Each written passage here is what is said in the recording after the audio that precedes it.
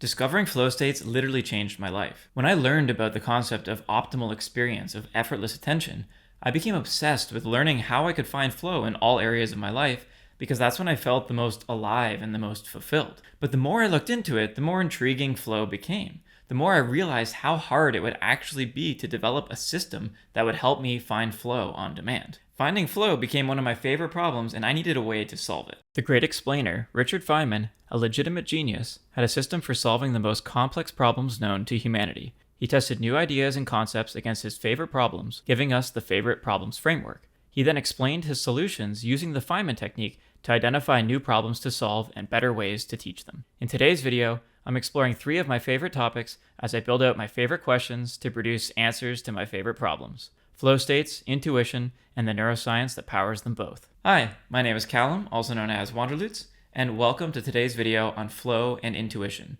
exploring my first favorite problem using my knowledge management system in Obsidian along with AI like NotebookLM. Flow states, or flow, is one of my favorite all-time topics to explore. The book, Finding Flow, literally changed the way I look at the world. The more I looked into this, the more I realized that there is a psychology of engagement with everyday life, as described by Mihaly Csikszentmihalyi. The more aware I am of finding flow and how I find flow, the more psychologically engaged I become with the world, which is a great framing put by Mihaly. He also refers to it as the concept of optimal experience, which I think is a really great and apt way to put it. Flow requires full focus, which has ordered and invested attention. So this is when you have goals are clear, feedback is relevant, and challenges and skills are in balance. I find flow in so many ways: photography, writing, video making, traveling, reading, walking. The list can go on and on. By recognizing when I find flow, it helps me analyze this situation so that I can find flow more regularly. I can find it on demand, which brings me to my first favorite problem that I'll get into in a moment. Finding flow is fickle. It can be difficult to enter into a flow state on demand. Sometimes I sit down to edit a photo and the hours pass like minutes. Other times I have to force myself to even make one edit because I'm just not there. I'm not fully in that optimal experience of effortless attention. My goal for today is to understand the neuroscience of flow and intuition so that I can systemize a model for myself that will allow me to enter flow states on demand. I'll do this by using my note-taking system in Obsidian, which is one of the best ways that I've found to develop a knowledge management system that helps me find flow consistently, and also using artificial intelligence tools to boost and augment that personal knowledge management system, because AI is kind of like magic and it also really helps me find flow much more often. All right, now let's explore how to intuitively find flow. For context, in video 1, I explored the Feynman technique, how to master learning by teaching, using my molecular Zettelkasten note-taking system. The goal was to show you practical Obsidian note-taking in a way that leads to expression, or publication, as a method of understanding the technique better myself. By the end of the video, we had a definition and a framework for the technique, and I wrote 5 micro-essays, or molecules, in my digital garden. In video 2, I explored Feynman's favorite problems, a technique for systemizing your intuition by building a favorite topic filter in Obsidian and a mind map of those topics in NotebookLM. In today's video, I'm exploring 3 of my favorite topics: flow states, intuition, and how we can understand them through neuroscience. As I build out my favorite questions, the goal is to show you how I can take my favorite topics and turn them into maps of content. By doing this, I'll create a definition of the topic for myself, a list of concepts that automatically populate in a Dataview table, and track my original writing and notes that have been published related to that topic. I'll review the resources I found in the last video with NotebookLM's Discover Source feature. Then I'll add my favorites to Zotero and import those sources into Obsidian. This will help me find relevant atoms as keywords and concepts and quotes to add to my Obsidian map of content. Finally, I'll try to work the research of all 3 topics into a cohesive intuition algorithm for myself to answer a few of my favorite questions. So to get started, I thought that I would just create a new note and briefly list out what's on my mind right now, how my favorite topics that I talked about in Cal's curriculum here, intuition, flow, mindfulness, neuroscience, how these topics relate to one another, and how I can begin to identify my questions. So in the last video, I talked a little bit about how one of my favorite questions, one of my favorite problems, is how can I build intuition systems so I can enter flow states more regularly? So that's the basis of this video today. I want to explore this particular question, break it out into a few sub-questions, and then go through each of the major topics and see how I can build them out into a table of contents for each topic, or a map of content, or a commonplace book, whatever your favorite framework is. So to start, let's create a new note, and I'll start adding some of my favorite questions. I'm also going to quickly open up Smart Connections. Smart Connections is an AI plugin built into Obsidian that's entirely free and local. So it's 100% private. And what it does is it quickly takes an index of all of the notes, my entire second brain here, and it creates an index of all of these notes and then creates semantic similarities. So it rates each note on a particular relevance on how it relates to the note that I have open. So I thought it'd be interesting to, as I go through, see how this note changes on the side here, because it's not something that's writing anything in my notes for me. It's just purely giving me suggestions on topics and notes that might be related to what I'm currently working on. So let's start by just adding in the major topics. Nothing really changed on the side here because I already had included these in the title. And you can see it brought in favorite problems. So it brought in the note that we made last time, applying Feynman's favorite problems, to build this process of an intuition filter inside of my second brain. Also bringing in the Feynman technique to help identify gaps in knowledge to master learning by teaching. Okay, so let's just bring over my favorite question from over here for a second. Okay, so basically what I want to do here is I'm going to open each of these notes by pressing Command and clicking on it. Okay, you can see I've got a little bit of notes already in intuition, perfect. And a couple concepts in neuroscience, that's great. So I'm going to take these, I'm going to pop this open on the side, and this is going to become my framework note. This is also an alloy, so I'm going to apply the alloy template. Topics, I'll add in flow, intuition, and neuroscience. Okay, so now I want to start by introducing a couple other questions here. Based on my thoughts since I made this last video on the Feynman's favorite problem framework, I've had a couple thoughts here. So I'm going to elaborate a little bit on what this main question is. The first one is, how can I systemize intuition so that I can find flow effortlessly each time I go to create something? In other words, take the unintentional and make it intentional. Take something like intuition, which perhaps lies beneath the subconscious, and introduce a conscious element to it. And then as a related question to that, I want to explore how I can capture, organize, distill, and express, code, this flow to make life more sustainable and enjoyable. So in other words, I want to be able to map flow and intuition to the code framework, which if I open this up here, is capture, organize, distill, and express. And this is part of Building a Second Brain by Tiago Forte. So both of these are related to intuition and flow. Let's bring in a neuroscience question. What happens in the brain during epiphanies, during the flow states, when those moments happen where you have your best ideas ever? What actually happens behind the scenes? And then how can we take our understanding of that neuroscience and apply it into our system so that we get this nice little feedback loop where we become more aware of what we're doing that makes us feel most fulfilled? So as a related question, what is the mental model that ties these concepts together? So how can I come up with a framework for myself, a system for intuition so that I can enter flow states more regularly? Now let's go through and come up with a couple goals for this exercise, because I personally find that when I'm exploring topics like neuroscience, intuition, and flow, it can seem a little abstract, but if I give myself a goal, if I give myself a direction to point in, then I find it a lot easier to take these broad concepts, these broad topics, and build them into a system that actually makes sense for me. So that's kind of what the whole point of the Feynman's favorite problems framework is, to take something like this goal, this question, and use it as a testing ground against concepts and ideas. So I'm going to use something related to this to build out a map of content for each of these major topics here. And I think by having a goal in mind, that will help provide the framework for the map of content. So my first goal is to use intuition to find flow more regularly, which then builds that intuition. So this is that positive feedback loop I was talking about. Related to this, I want to create a habit system for myself that enables me to intuitively find flow more regularly. So these are very related goals, I would say. Then my third goal is that I want to actually understand what is happening inside of my brain, so neuroscientifically, so that I can use metacognition to construct better systems for myself. So metacognition is effectively thinking about thinking, and there's different elements to it that I go more in depth on the Feynman technique video. So I'm not going to talk about that right at this moment. But the idea here is that by thinking about my thinking, that will boost my awareness to help me understand what's going on when I have those intuitive moments and when I enter flow states. And then finally, the goal here is that I want to be able to express what I'm doing, which is the point of this video right now, using the Feynman technique so that you can have atoms, you can have individual concepts, or literature notes, whatever your term is that you're using for atomic note-taking, those singular concepts. So you can add it to your own vault. And related to that, I'm going to create a map of content template that I can then apply to all of my favorite topics so that I end up having this intuition system built in from the ground up for my favorite problems as I continue exploring all of these concepts and main topics that I've set for myself. Okay, so now that you understand what the goal is here, what we're actually starting to do a bit, I thought it would be helpful to briefly give a definition for each of these major topics. The way I want to think of this is that I want to be able to give myself an initial definition for each of these topics, and then this definition is going to expand over time as I continue researching. So you can see here I already added a tag section and a definition section.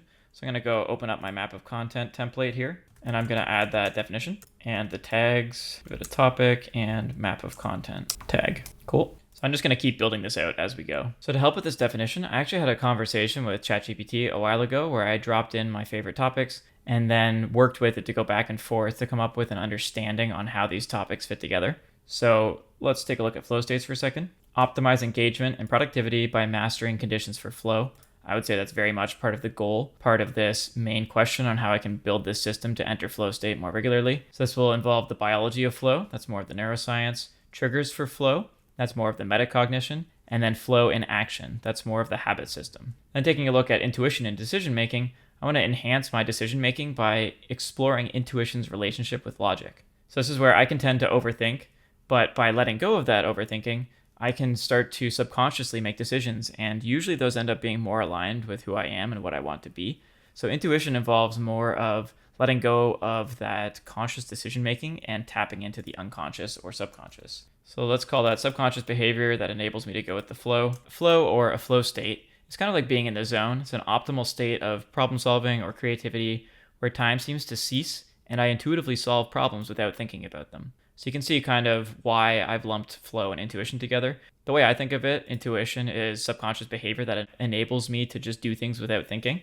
And flow also has that similarity. So that's interesting that I'm already starting to draw parallels, draw commonalities between these two, which is actually part of Feynman's favorite problems, is to identify common threads across disciplines. That's one of the main benefits of using this system. So that makes sense. And then finally, we get over to neuroscience, which is building a foundation in brain function to inform learning, flow, and decision making. So this involves neuroplasticity and learning, which is rewiring the brain, identifying the different types of roles or brain networks, like the default mode network and executive networks, which I'll talk about a little bit more, and then enhancing retention and recall, so improving memory. Neuroscience here, at least the segment that I'm going to focus on today, is trying to understand the existing networks in my brain and how I can actively leverage these networks and systems to rewire my brain by improving learning and memory. So you'll notice here there's a couple different thoughts. So this has the default mode network, this has neuroplasticity, this talks about triggers for flow and analyzing flow in action. This involves a balance between intuition and analysis, and then cultivating those intuitive skills over time. So all of those seem quite relevant, and I hope that kind of shows you why I'm interested in connecting these topics together, all under this singular main question or favorite problem of how can I build intuition systems to enter flow states more regularly. Okay, so I'm just going to bring over my definition here for flow. Let's take a look at flow states first, because flow is one of my favorite topics of all time. When I discovered Finding Flow, The Psychology of Optimal Experience by Mihaly Csikszentmihalyi, hopefully I'm pronouncing that somewhat right, it honestly changed my life. I began looking at things completely differently because I realized that there are those moments of optimal experience where I feel most alive and most fulfilled. So I thought it would be useful to start off by just reflecting for a moment and thinking about when I feel most alive. So the first way is perhaps the standard way. This is actually how Mihaly began understanding flow. He analyzed artists because they were people who created for the sake of creating. They were people who might just make a painting and then put it in a drawer, or draw something and then never look at it again. The goal was the artistic expression itself. So this is actually what's called, maybe I'll start putting this in here. This is called an autotelic experience. I don't have anything written in this note, but it exists already. That's why it's grayed out. And as I look at this, I realize, you know what? This is going to be a bit tedious for me to be able to go in and manually add all these concepts. So why don't I go over to my map of content template for a second, and I'm going to put in a Dataview table. So if you're interested in learning more about Dataview tables, I do have a video. It's called How I Automatically Organize My Obsidian Vault, Smart Inboxes and Indexes. So I walk much more in depth on how Dataview tables work in this. If you're interested in learning more about how I use this, I recommend checking out that video. Okay, so I just put this in here for a second. I'm just going to create a new note here. I'm going to insert my Atom template, and I'm going to add the topic here as flow. So now I have this base note in here, a singular atom. The note exists now. Okay, so what I quickly did here is I created a Dataview table, and I'll put this on my website later, but it's pulling from both Atom and Flow. So if it has a link in it, like this mentions Flow somewhere in here, reminds me of flow, and it is an atom, then I'll be able to pull it in here. So what I can do is I can just copy this Dataview table, and then instead of just referencing autotelic experiences on its own, I'm going to have this automatically populate as I add more concepts here. Okay, let's continue looking at my favorite ways I find flow. The next way is reading books, writing in my digital garden, newsletter, or journaling, when I'm traveling, which is both photography and just new experiences in general. Mindfulness practice, which is meditating or reading. And then I would say probably walking. That's another one where I find flow all the time, which is probably more of a mind-wandering state. Okay, so now just to get going with this, I thought it'd be useful to explore what are these commonalities? What is it about these different concepts that help me find flow? So I would say it's exploring the new, the unknown. And you'll see here, I'm just adding notes that I know are in my vault somewhere. If I build out this local graph on the side here, I mean, it looks a little hectic, but the more links I make, the more things connect in here, and then the better it will be in the long run for me being able to find key elements. And that's where using AI to distill this graph is helpful. So I would say that while exploring the new, it's also creating something along the way. So I would say when I find flow, usually the reason that I feel so satisfied is because something gets created. There's some kind of output or expression. I would say it's also something that tends to be very mindful in the sense that there's intentionality associated with it. It requires a lot of practice or skills. There seems to be a balance here between doing something intentionally and then also allowing something unintentional to happen, something random. So this is, I would say, more of like a balance between consciousness and subconsciousness. Okay, so now that I kind of have analyzed this a little bit, I'm going to take a quick look at finding flow itself. This is a book source that I have here. So this is using my source template in my molecular Zettelkasten system. And what I was thinking of specifically is this graph here. So you can see Mihaly has this definition. Flow experiences are when what we feel, what we wish, and what we think are in harmony. So I like that a lot. And just looking at this graph here, you can see that there's a balance between challenging, like how challenging something is, and the skill required to do it. So if something requires really low skill and is a really low challenge, you're probably not going to find flow because it's too easy. You're bored. It's apathetic. But on the flip side, if you have really high skill and the challenge is very easy, well, then it's not going to trigger that depth that you need in order to find a flow state to feel like you're most alive, because you're just going to be relaxed. You're not going to be very aroused in the sense that your brain is really firing. And on the flip side here, if it's a very high challenge and you don't have much skill, it's going to make you worry or have anxiety. So the goal here is to have your skill meet a high challenge. So something that is high skilled and high challenge. And another element that comes in is that flow activities provide immediate feedback. So that positive feedback loop tends to happen over and over and over again, and you level up quite a bit in a very short period of time. You see a problem, you solve a problem, which gives you a new problem that you then solve, and this kind of just repeats and repeats. And then the final element, and this is kind of what I was talking about earlier, flow requires full focus, which has ordered and invested attention. So this is when you have goals are clear, feedback is relevant, and challenges and skills are in balance. So for myself, this means that I'm not overthinking, and I'm not focusing on how long something is taking. I'm just going with the flow in the literal definition of it. So for context too, Mihaly, he's actually the father of flow. He's the one that came up with the term flow state in the first place. So I like to go direct to the source when possible to do my research on these topics. Not only was he doing this in analyzing artists, but this is specifically has 3 clear components of flow. Cool, and you can see as I'm clicking through, I click on finding flow, all of the smart connections are updating on the side here. So that's interesting to see which books are being recommended as a result of entering this flow book. So I'm going to bring in this quote here. When what we feel, what we wish, and what we think are in harmony. I think that's a great overarching definition. So I think this is a pretty good initial analysis here for the flow map of content. I have the key resources, the references here. I have some of my favorite ways that I find flow. So this is kind of a metacognitive analysis.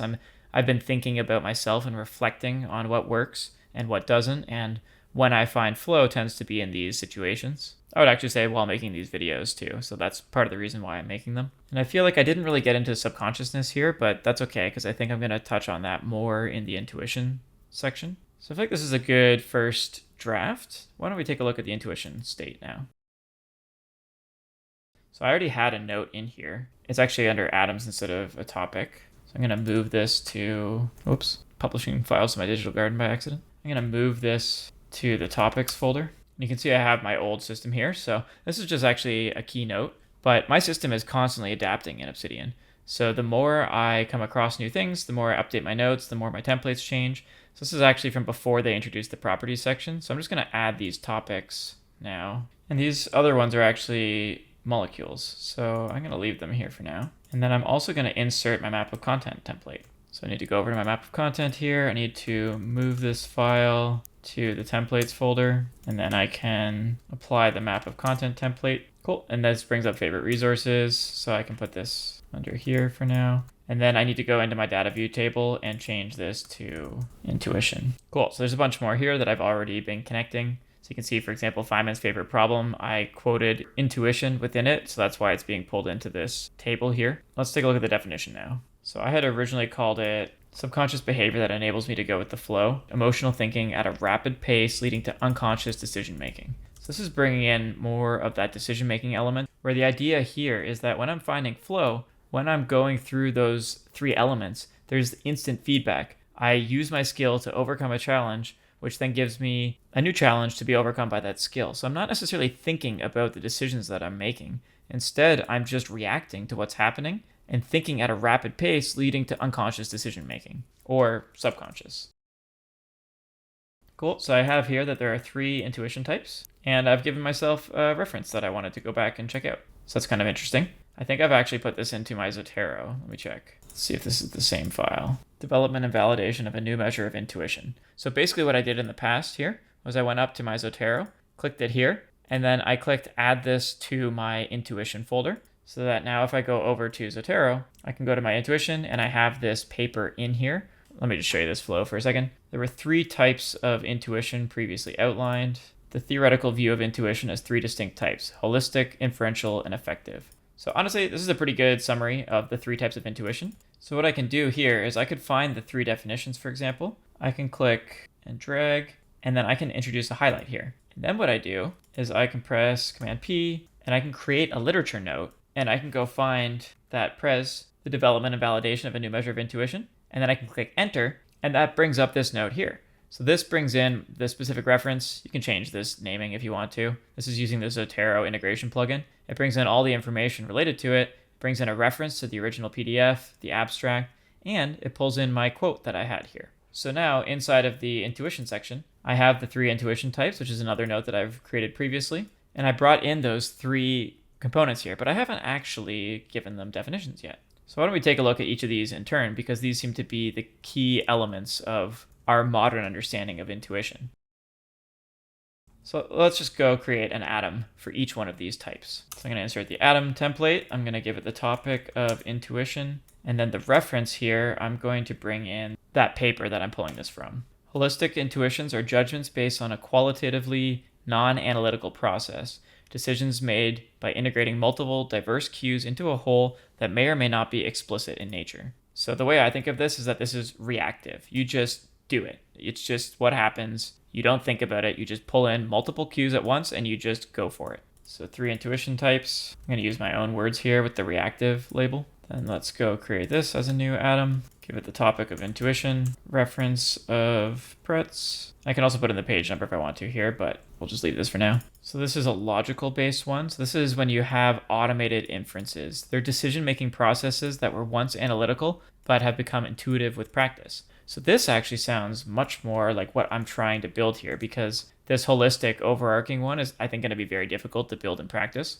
So then we have, maybe logical isn't the perfect name. This is more practiced intuition, something that becomes intuitive over time. And let's add the 3rd one in. So effective intuitions are judgments based primarily on emotional reactions to decision situations. So this one I think can be a part of it. This makes sense a little bit, but I feel like really what I'm trying to do here is building out my intuition system so I can enter flow states more regularly. This relates more to probably type 2, inferential intuition, something that I can practice and build over time, though I think emotional regulation plays an element to it, and having reactivity, of course, is an element, but inferential seems to be the most related at the moment. Cool, and now if we go through, you can see that I have each of these atoms have been automatically included in here. Oh, except for this one, because I have whatever Intuio is. There we go. That just got added in. So let's go take a look at that paper for a second and see what inferential intuition.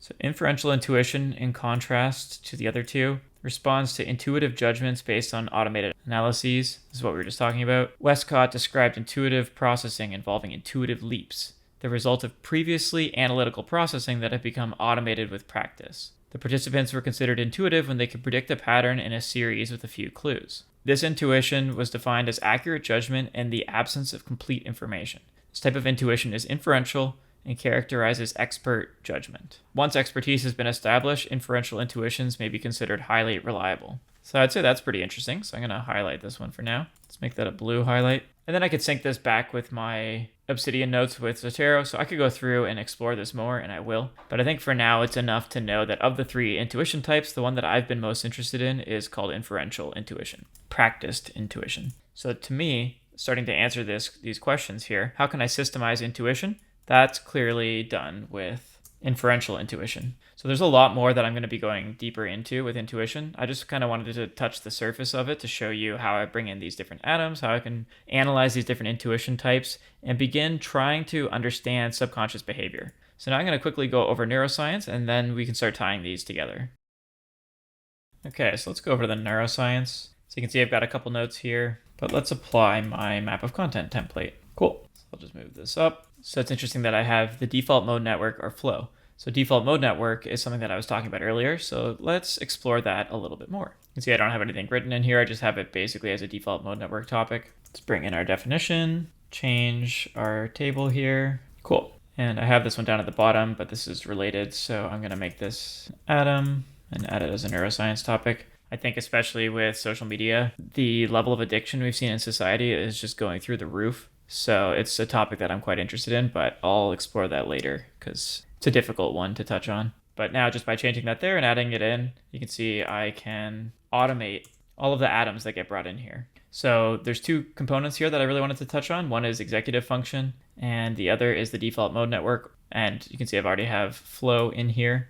But that would be more perhaps of a related topic. But for myself, when I think of neuroscience, like I was talking about here with the flow state, there's this element of mind wandering, and that's related to mindfulness, I would say, or meditating. There's a blend here of having a subconscious thought and a conscious thought, of allowing myself to switch the way that I'm thinking, to go from, for example, being very task-oriented and solving a problem, and then letting go of that direct analysis of the situation so that I can start to, for example, find flow. Rather than just purely operating off of what I'm thinking, start to bring in what I'm feeling and what I hope to accomplish, and have some blend between the three that isn't just one of them. And I find myself when I'm in a flow state, I think I wrote this down in the Finding Flow book. Let's see, overthinking. When I'm in a fully focused state, I have ordered and invested attention. There's no room for overthinking. So that's perhaps an element of neuroscience here, is some problems to overcome. Be overthinking, burnout, and let's call it analysis paralysis. These are more perhaps psychological than neuroscientific. These are like the psychological symptoms of underlying neuroscientific patterns. So for example, when I'm overthinking, it's when one thought goes to the next, and I analyze a problem from so many areas, I don't have that full focus because I'm just bouncing. I end up getting this chaotic thinking rather than this clarity. Especially if I'm overthinking, it can kind of burn me out, and then I don't have the ability to focus anymore because my attention is disordered. If I'm overthinking decisions or organization, I can start to get analysis paralysis. And that ends up being not very good because I spend way too much time focusing on the problems rather than trying to get into the solutions. So there's three major ways that I've found solutions to these problems. Just a quick reminder that if you're finding this video interesting or helpful, I would love if you would please consider liking and subscribing. Your support enables me to continue making these videos, so I appreciate it very much. If you're interested in getting access to my templated molecular Zettelkasten and note-taking system in Obsidian, please consider joining my paid membership. Or if you want to join just to support me, I appreciate that very much, as my members are enabling me to continue making these videos. So thank you very much. Now let's keep finding flow.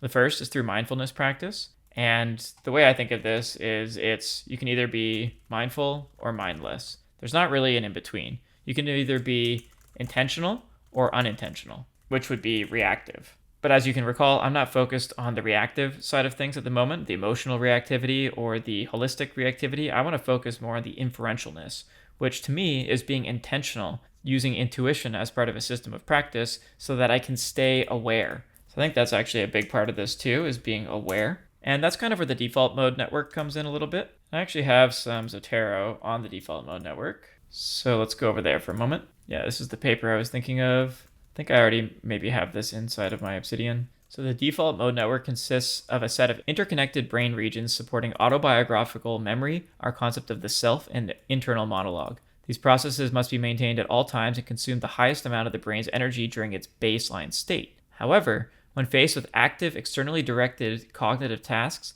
the default mode network shows a small but significant decrease in activity. The decrease in performance during an externally directed task compared to the baseline state is termed task-induced deactivation, which then frees up resources required to respond to external demands. So the idea here is that when you're not in a task-oriented state, your DMN kicks in, and this is basically mind wandering. And when you have this default mode network kicking in, when your mind begins to wander, you can think of this like when you go for a walk, for example. That's when you tend to have epiphanies. It's kind of like putting your problem-solving brain on the back burner, and you just go with the flow, you go have your walk, and you're not actively trying to solve the problem, and all of a sudden, boom, an idea comes to mind.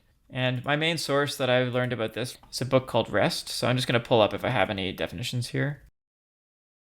So people tend to score higher in creativity when they have higher activity in their default mode network patterns. It's something that activates when people stop focusing on the external. It allows people's minds to wander and then solve problem in the background. So it's kind of like a resting state of functional connectivity. It improves your empathy, self-awareness, memory, ability to envision the future, and moral judgment. And yeah, mind wandering, perfect. Task-unrelated thinking. It can be both good or bad, but you can also use it intentionally. For example, before I made this video, I went for a walk, and I just allowed my mind to wander so that I would have better ideas to talk about when I went to go actually make this video. So I'm just going to add this here as topics. That way it appears. Okay. So my favorite resources here would be book Rest. And then that paper, let's see if I have brown. Perfect. Yeah, so I already have this one in here. So I've imported that particular definition. So these quotes came in here. And if I go through and read more of the paper, which I will do later, I'll be able to just update this literature note and it will automatically pull in the new quotes that I've had and the date and time that they were brought in. So I walk through all of this in my Zotero integration video. So I recommend checking that out if you're looking to connect your Zotero library, your PDFs, into Obsidian in a really easy way. And then the final way that I tend to overcome these problems, especially overthinking, is to put myself into a flow state. And that's the whole reason I'm exploring all of these topics in the first place, because when I intuitively allow myself to find flow, when I'm not in a default mode network state because I'm actively going towards a specific goal, then flow tends to be my best opportunity to not have analysis paralysis or overthink, and it feels like it takes up less energy so I don't burn out. And then I just want to briefly go back to mindfulness for a second. Mindfulness and the default mode network are related because when you tend to practice mindfulness, when you allow yourself to just be still and to boost your awareness, and in particular your self-awareness, you can enter what's called a non-dual state. So I actually wrote a full article on this after I watched the solar eclipse and took some photos of it. So if you're interested in diving deeper into what it means to live in a non-dualistic state, I recommend reading this article because I go much more in depth. You can kind of think of it like a quantum waveform. So in quantum physics, there's the concept of superposition, which is basically using Heisenberg's uncertainty principle. You can either know where an electron is or where it's going, its momentum. But if you try to measure it, if you observe it, you can only know one or the other. You break the state of superposition and you force it to be a dual state where it's either one or the other. So non-duality is kind of like allowing it to remain in that state of superposition, where you're not quite fully in one state and you're not quite fully in another, but because it hasn't been observed yet, you're sitting somewhere in between where you're both at the same time. This is like Schrodinger's cat. So this can be done with mindfulness as well, where, for example, if you're really focusing on your breath, you can become aware of your breath and it boosts your understanding of yourself and your body, and you introduce what's called coherence to your nervous system, where you align yourself, but you're an observer when you're focusing on that breath, so you are not allowing that state of superposition to exist. You're forcing yourself to focus on your breathing. When you let go of that focused state, you can then enter into a non-dual state where you've removed the subject-object focal point. It's not me focusing on my breath. It's not me versus them. Instead, it just is. I just am. And I know that can sound a little difficult to put into words, but kind of by definition, it's hard to put into words. It's something that you can only figure out by practicing. But the idea here is that mindfulness helps me, I think, move between being in a flow state where I'm in that highly focused state and the default mode network where I'm allowing my mind to wander. Mindfulness is the practice of staying in between these two. So let's put this down here. So I've done a bit of research on where mindfulness fits in between flow and the default mode network, and that's actually what most of my Zotero consciousness mindfulness research has been on. So I'm going to look into that a lot more, but I hope that gives you kind of a bit of a map on where these topics fit, where these problems exist, and then how neuroscience, intuition, and flow can fit together. So I'm liking my template so far for my map of content. The next thing I really want to put in here is some molecules. I want to put in some original writing here, where it's not just the atoms, but it's actually my thoughts based on it. And as part of my molecular Zettelkasten system, this is where I would be introducing what are called molecules. And I talk about that a lot more in the Feynman technique video. But effectively, what I did was I wrote out little blurbs here that took specific atoms, the supporting quotes and concepts, and then introduced insight. So that's what I want to add to my map of content template at the moment. And to do that, I thought what would probably be helpful would be to start using NotebookLM a little bit more. If you remember in the last video, I created a notebook called Feynman's Favorite Problems and Problem Solving. And this allowed me to create a mind map on cognitive processes, which is a mix between neuroscience, intuition, and flow. You can see I've got them both here. It's interesting, I didn't even realize, but it's got the definition of it, and then it has 3 atoms basically under each of them, or related concepts. So this is interesting to kind of get into, semantic intuition. That seems relevant. Priming-based decisions. That sounds more like inferential intuition. Effortless attention. I like that definition of flow a lot. I'm going to add that in. So now that we've gone and explored some of the basic concepts, I feel like I have a lot of insights that I've been pulling through my research in Obsidian. Now it's time for me to actually start to systemize it, to answer this question of how can I systemize intuition so that I can find flow effortlessly. So why don't we go over to NotebookLM for a second. So I brought in 32 sources last time, and this brings in specifically the concept of the favorite problems framework.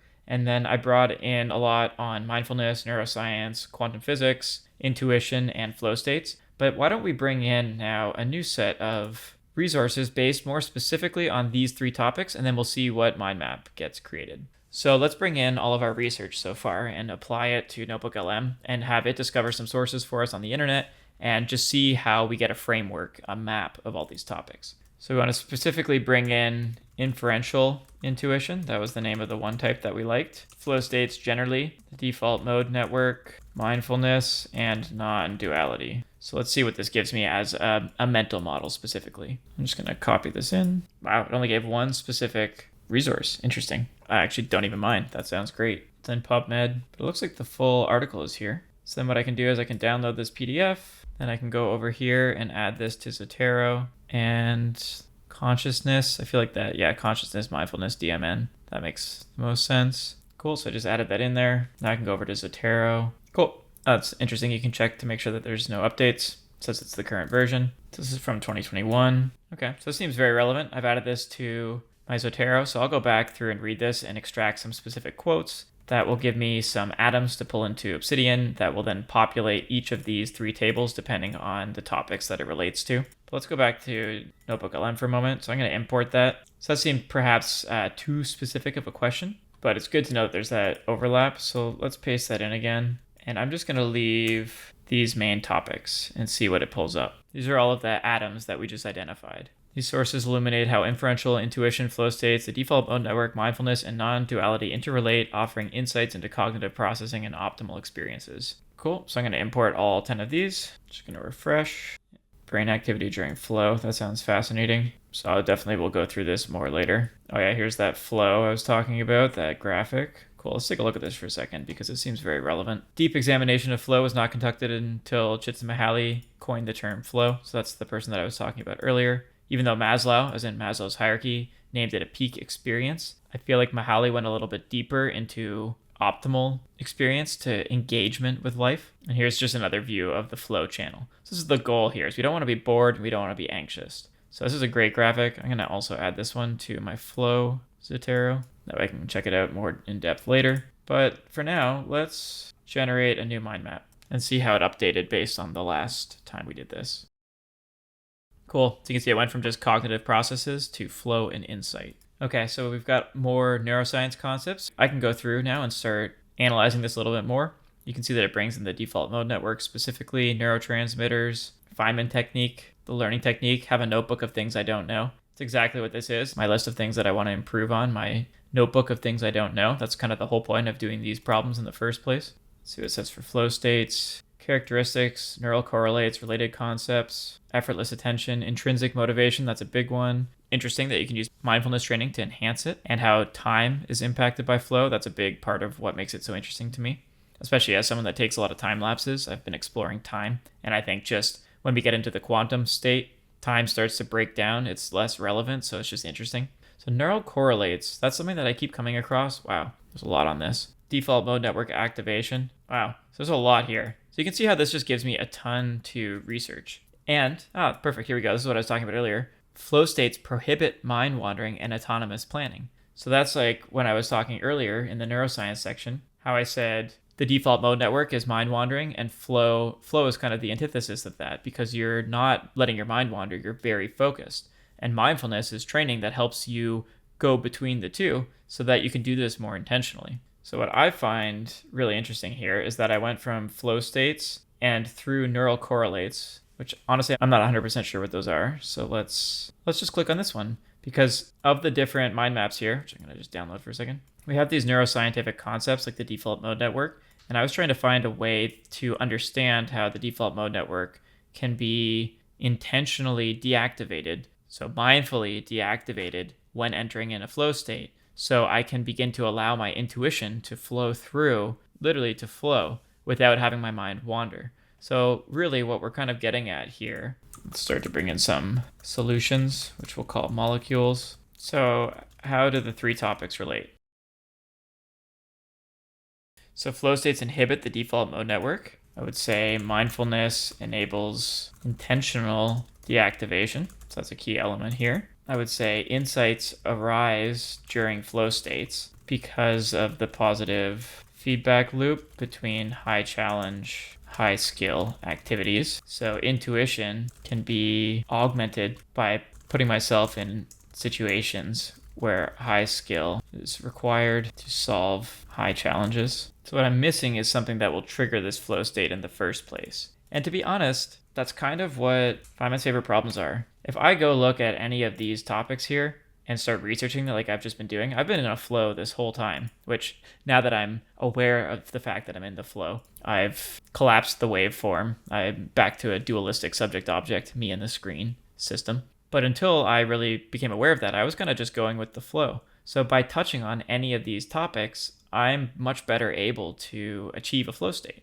What we need here is a way to, once we've gone through and triggered that flow state, we need to loop it back, make it cyclical, so that I don't just end up reaching the end of the road and don't have another problem to solve. So I would say this is actually where the Feynman technique comes in as a way to introduce new problems when insights are expressed post-flow. That kind of gets me back to code here. We've been mapping flow and intuition, and Feynman's favorite problems helps me capture and organize. Taking the time to make these videos is both my distillation and expression. But writing about this, going through and converting these into my molecules into permanent notes or zetals in the Zettelkasten system, I can then easily turn each of these into their own molecule, into their own permanent note, and then publish it into my digital garden. And as a result of both this video, my newsletter, and the digital garden, I get feedback from lots of people on what they're interested in, and that helps introduce new problems for myself that I can then add to my favorite problem list to trigger that flow state. So perhaps this is that full cycle here, that full circle. But I also feel like we don't just want our flow states inhibited.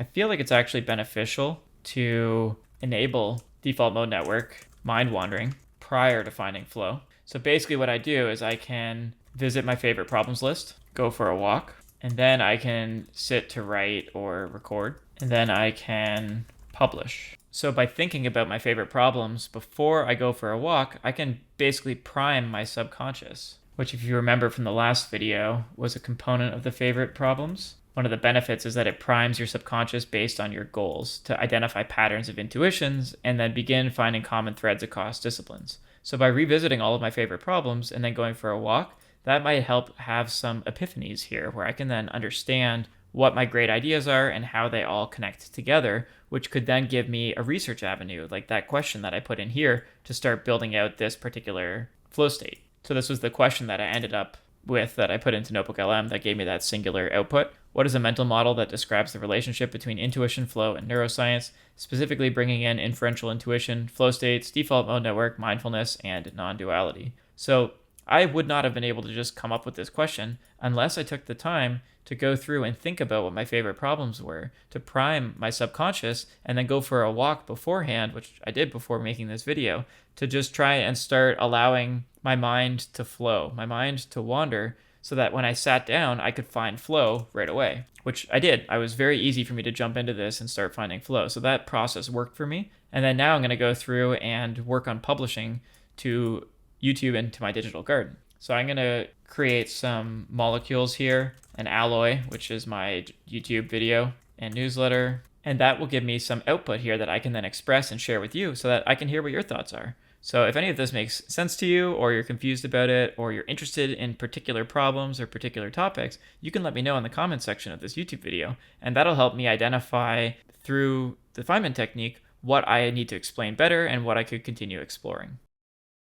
But in the meantime, let's click on this and see what it says. Discuss what these sources say about the default mode network deactivation in the larger context of neural correlates. The DMN shows reduced activity during flow states, which aligns with the subjective experience of flow, a reduction in worries or thinking of oneself, intrinsically rewarding, reduced self-awareness, which can help solve problems. Okay, neural correlates of consciousness. This is the term I was interested in. The minimum neuronal mechanisms jointly sufficient for any one specific conscious percept. So if that sounded kind of like gibberish to you, it definitely did to me too. So clearly, going through all of this here, I understood most of what this just said until I got to this section here. So that means that my main next problem of looking into this is probably understanding how these neural correlates impact consciousness as it relates to flow states and intuition. That was a good answer, so I'm going to save that. Okay, and now I'm just going to ask it the same thing.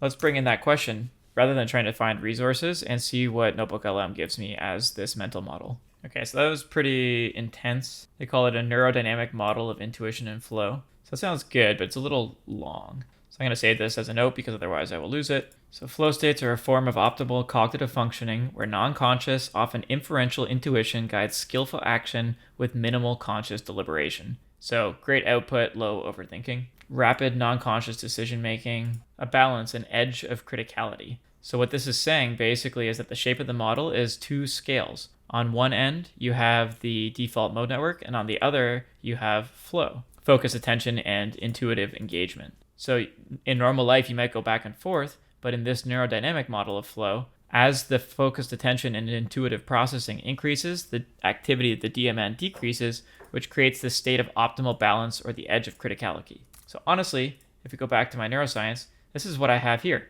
On one end, we have the default mode network, and on the other, we have flow, and in between is mindfulness, or being able to balance between the two, so that way you don't get too deep into mind wandering, and you don't get lost in your flow, but instead you can intentionally move from mind wandering into a flow state. So it sounds like I actually had the model the entire time, was just mindfulness practice. So it's interesting that that's kind of the missing piece, and probably one that I need to dive more into. But for now, I'm going to go through and take a little bit of time to write out some molecules, and then I'll walk you through what those are afterwards. So if you're interested, I recommend checking out my digital garden, as this will be where I initially publish these molecules and insights. You'll be able to see them at wanderloots.xyz. They'll pop up right here. So I recommend taking a look at this if you want to see what the actual output of this video is. And if you're interested in learning more about how I convert these atoms into molecules, I recommend watching the Feynman technique video. I took the afternoon and I went through my research that I just did with you, and I took some time to do some deep thinking on this mental model, the neurodynamic model that NotebookLM gave me, and basically tried to map it. So I'll show you the map in a second, and then I'm going to briefly show you some molecules that I made, some original thinking based on the insights that I derived, and I'll add these to my digital garden so you can see how that goes. And then I also took some time to briefly update my topic notes and finish off the map of content template, so I'll walk you through that as well. So basically, I just wanted to say that if we imagine a way scale here, where on the left side here, perhaps it's the default mode network, mind wandering, And on the right side, it's flow, finding a flow state. There's this back and forth. It's a cycle where you go from the default mode, the mind wandering, into a flow state, which inhibits the default mode network. And then when you exit your flow state, maybe you mind wander, which then removes your focus. So there's kind of this back and forth motion that keeps happening. And like I said before, the pivot, the moment here that's causing this teeter-totter to go back and forth, this lever, is kind of mindfulness. It's awareness of when you want to be operating in a default mode network and when you want to be operating in flow. So I took some time here to draw this out because, like I showed you earlier with that graphic, there's the concept of the flow channel where we have a balance between our challenge and our skill level, the challenge level and the skill level. And basically, if the skill level is too low and the challenge is too high, we experience anxiety. If the skill level is too high and the challenge is too low, we experience boredom. So the goal here is to try and enter this channel of flow, a flow channel. And you can kind of see that as you go up and down, up and down, up and down, you're going to touch the edge of that anxiety, the edge of the challenge being too much, depending on your energy levels and your skill level. And similarly, if the challenge starts to dip because it's too easy for you, you're going to approach boredom. So this made me think of that wave scale going up, down, up, down, up, down. And the way we can kind of think of it is that when we are approaching the anxiety level, when our flow perhaps, when our skill doesn't match our challenge, that's perhaps an indicator to us, an intuitive or awareness, using that mindfulness moment where we can understand, oh, this is a time to take an ebb. And then as I begin getting bored, perhaps I'm going for a walk and I have a bunch of epiphanies and I'm ready to get back to my flow state. That's when I go sit down and try and do flow again. So we can kind of think of this rather than just going up and down as a cycle. There's also the sine and cosine of the unit circle.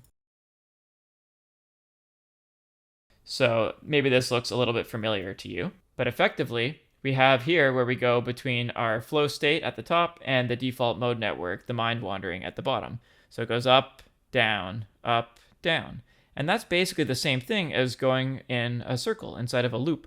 But when you map it across time, we get this sine curve, this wave here. So again, you can kind of imagine this as going up and down with the default mode network and the flow state. And if we actually link it together, we can perhaps produce a circular analogy, which provides that feedback loop that I was talking about earlier. So that sine curve, this wave, is kind of like our ideal state where we're staying inside the channel of flow. But if instead we map this as a circle, we can think of it as, there's no beginning or end here, but let's just say we have an idea. We have some kind of insight or an inspiration, so we go and we test it against our favorite problem framework, which are all the different 12 colors here.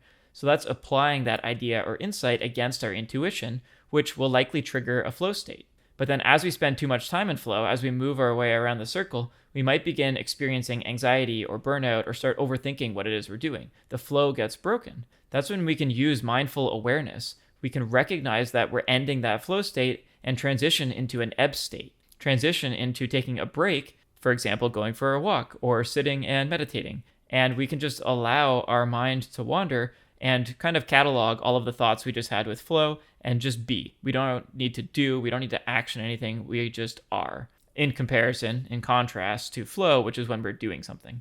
So this is triggering our default mode network, the mind wandering. And then as we sit inside that default mode network, when we're in that ebb phase, we're going to have new ideas and insights that pop to mind. Our subconscious is going to recognize certain patterns intuitively based on the fact that we're allowing our mind to wander, and our wandering mind might find interesting ideas or insights. So then we can pass those ideas down to ourselves, apply it back to the favorite problem framework, and then restart that whole cycle of flow all over again. So we can do our best to stay inside of this channel of flow while leveraging intuition and our default mode network.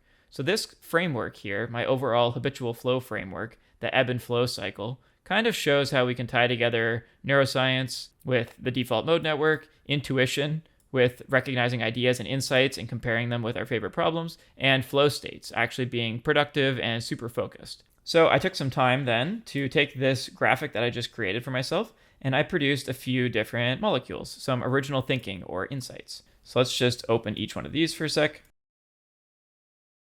So I called this one mindfully ebbing and flowing with inferential intuition. So rather than walking through what each of these are, because that'll take another half hour, I am just going to apply my digital garden template to each of these and click publish. So now when I go back through and apply this digital garden template to each. Right now, this is just going to publish them to my website. So you can go and quickly find these algorithms that I'm producing for myself, these molecules, these original thinking, my algorithm for finding flow, and they will all be in my digital garden. Cool. So now I can click publish, and there we go. I press Command-Shift-P, and they just automatically get published to my digital garden. Cool. So the idea here is that we're using inferential intuition, that concept that we looked at earlier, which is kind of like the practice, the analysis of our situation, of our flow and our intuition, to use mindfulness to recognize when we should be switching from ebbs to flows. And by doing this, by being aware of how there is a cycle, we can set up a habitual cycle where we can cycle between ebb and flows, like I just showed you with this graphic right here.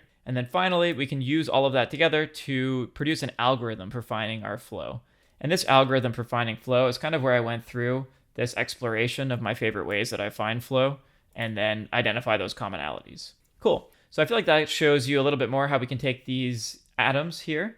We can take these individual concepts like the 3 elements of flow, the flow channel, or inferential intuition, or mindfulness, or the default mode network. These are all singular concepts, and I can link them together inside of these molecules, connecting the dots between my thoughts here, and produce some original analyses that I can then apply to my own life and help me produce this graphic right here. So now what I want to do is I want to update my map of content template to reflect this. So I took a few minutes to expand this map of content template, which I'll make available to my paying YouTube members. If you want to just get a downloadable copy, you can join my membership. And I have a whole zip folder that includes my entire molecular Zettelkasten kit. So if you're interested in getting this one, I will make it available soon. And basically, I split it up into Launchpad concepts, which is what I want to explore next, a previously explored section, which is what I've already explored, my favorite resources to learn about that particular topic, and then this is just an example with the flow one. I've included atoms as the key concepts, and this Dataview table I actually updated to reference specifically the topic property. So now it will pull everything from hashtag atom and where the topics property contains the flow topic. And then I did the same thing for molecules and for alloys. So you can see here, this one is my main article that I've been working on right here, where this is an alloy. So this pulled in the topic of flow with the tag alloy, and then it's telling me, oh, this works for my flow map of content. Cool. So then I went through and I applied each of these map of content updates to flow, intuition, and neuroscience. And then what I did was I created a section for Launchpad concepts. This is where I want to explore next. So I took some time to think about this. Now that I have an idea on how to enter flow and when I should exit flow, I want to be able to stay in flow longer because that improves my focus, my productivity, and my attention, and it helps me understand my priorities. So that's kind of what I want to explore next with flow. With intuition, I want to explore more of this inferential intuition component, what it means to actually systemize this from a metacognition standpoint. So thinking about thinking, how can I recognize the patterns in my thinking so that I can continue to enter flow more regularly using intuition and really identify those key insights that I'm excited about. And then with neuroscience, I came across that term neurocorrelates, and I want to learn what that is more. I want to understand what actually happens with mindfulness when I'm in that in-between state between the default mode network and a flow state. I want to understand what actually happens when an epiphany occurs and what happens when I consistently apply inferential intuition. So this is kind of where I am left at for now. And I would say overall, these Launchpads here, my next topics that I'm also interested in would be more detailed mindfulness research and also starting to bring in quantum principles. For example, superposition or non-duality, like I talked about before. When we're sitting in between states, between the default mode network and the flow state, for example, when we're on this edge here, the cusp between the two, I think mindfulness improves our awareness to be able to recognize when to go from one to the other. So if we can stay in a state where we're just perfectly in between here, then we can go into one or the other as we need to. And that's kind of what non-duality is. And that reminds me a lot of superposition as a quantum principle. So I think understanding quantum physics a little bit better will also help me understand mindfulness, flow, intuition, and neuroscience.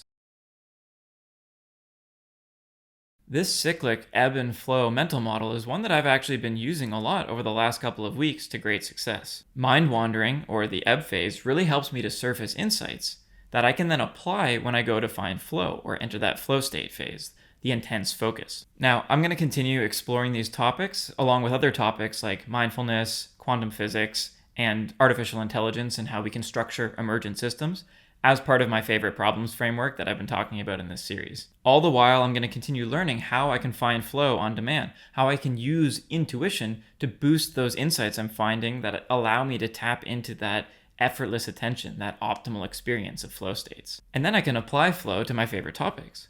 If there are any topics that you're interested in having me dive deeper into or want me to explore more, like quantum or mindfulness, please let me know in the comments, as getting your feedback really helps me know how I can optimize this channel in a way that makes it the most impactful for you and for everyone else, while helping me find flow along the way. I also just want to quickly mention that I've been starting to use some deep research AI tools on top of NotebookLM. I actually just made a video that goes much more in depth on the different types of deep research tools, like from OpenAI with ChatGPT, Google Gemini, and Perplexity. A reminder, if you found this video helpful, please like and subscribe, as your support really means a lot to me. If you're interested in getting access to that templated molecular Zettelkasten and note-taking system that I've been using in Obsidian as part of this series, please consider joining my paid membership. I also have a full playlist on Obsidian, personal knowledge management, and the concept of digital gardening of frictionless publishing. So I recommend checking out that playlist if you're looking to learn more about how I use my note-taking system and structure it in a way that helps me find flow. I also have an AI learning playlist that goes much more into depth on all of the different artificial intelligence tools that I use, which honestly have been just incredibly helpful for boosting my research and helping me synthesize my main ideas as I explore my favorite topics. Thanks again for watching, and stay tuned for the next video where I continue exploring my favorite topics, finding flow along the way.